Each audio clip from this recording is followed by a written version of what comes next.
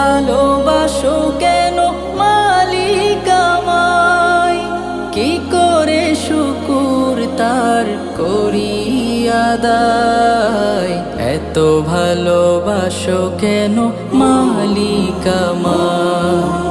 এত ভালোবাসো কেন মালিক আমায়?